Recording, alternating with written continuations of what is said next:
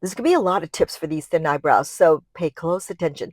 First, screenshot these measurements. These measurements are going to be really important to fill in the rest of your eyebrows. Let's start at the front, middle of the nostril, right? Draw this little line.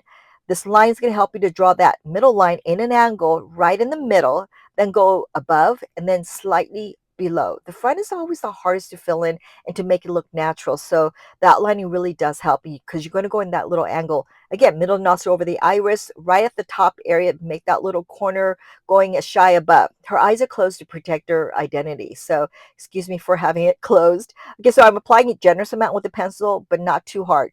Now grab the brow pen in taupe. The taupe can be a little bit on the warmer side, especially for her. So first apply the pen very lightly. When you go light with using just the tip, you can see these hair strokes. I use the finger just a little bit just to kind of take away the wetness because the pen is wet, but it's also water resistant. She's got that scar in the middle, so I'm just applying a generous amount right there so that way the color really stays on all day. The highlighter is always nice because it really cleans up any mess because the pens can get a little messy and the tissue just takes off extra moisture.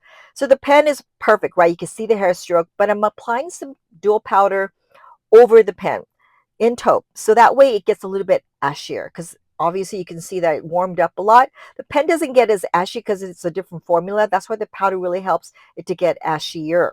So beautiful, right? Clear brow gel. Now the front is a little too straight up and down. I like it a little bit more on the curved side. So I'm adding a little bit of powder right at the middle of that line, a little dot that is. By doing this right at that middle, then you ensure that it's a little bit more curved and natural. Look at this beautiful before and after. Save and share the love.